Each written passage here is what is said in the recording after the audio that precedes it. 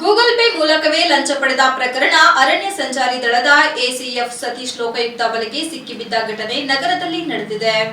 ಅರಸೀಕೆರೆ ತಾಲೂಕಿನ ಯಾದಪುರ ಗ್ರಾಮದ ಗಿಳಿಶಸ್ತ್ರ ಇಡುವ ಜ್ಯೋತಿಶ್ರೀ ಅಖಿಲೇಶ್ ಅವರ ಬಳಿ ಒಂದು ಪ್ರಕರಣಕ್ಕೆ ಸಂಬಂಧಿಸಿದಂತೆ ಬೇಗ ಚಾರ್ಜ್ ಶೀಟ್ ಸಲ್ಲಿಸುವ ನೆಪದಲ್ಲಿ ಒಟ್ಟು 15,000 ರು ಲಂಚಕ್ಕೆ ಎಸಿಎಫ್ ಸತೀಶ್ ಬೇಡಿಕೆ ಇಟ್ಟಿದ್ದಾನೆ. ನವೆಂಬರ್ 9ರಂದು ಗೂಗಲ್ ಪೇ ಮೂಲಕ 5,000 ರು ಮೊದಲ ಕಂತನ್ನು ಪಡೆದುಕೊಂಡಿದ್ದಾನೆ. ನಿನ್ನೆ ರಾತ್ರಿ ಉಳಿದ 10,000 ರು ಅನ್ನು ಮತ್ತೆ ಗೂಗಲ್ ಪೇ ಮೂಲಕ ಹಾಕಿಸಿಕೊಂಡಿರುವುದು ದೃಢಪಟ್ಟಿದೆ. ಈ ಹಣ ಸ್ವೀಕರಿಸಿದ ಬಳಿಕ ಹಾಸನ ಹೊರವಲಯದಲ್ಲಿರುವ ಗೆಂಡೆಕಟ್ಟೆ ಫಾರೆಸ್ಟ್ನಲ್ಲಿ ಐಬಿನಲ್ಲಿ ತಂಗಿದ್ದ ಸತೀಶ್ ಮೇಲೆ ಲೋಕಾಯುಕ್ತ ತಂಡ ಸುಳಿವು ಪಡೆದು ನಿನ್ನೆ ರಾತ್ರಿ ಸಂದರ್ಶನ ನಡೆಸಿ ಬಲೆ ಬಿತ್ತು.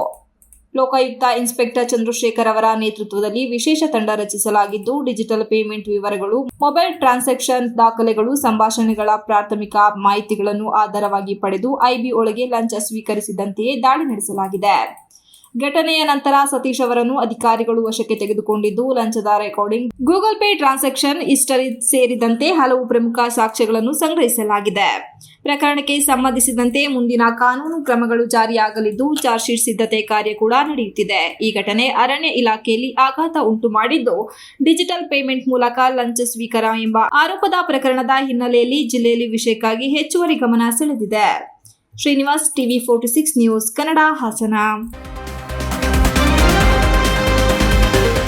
You are watching TV 46 News Kannada.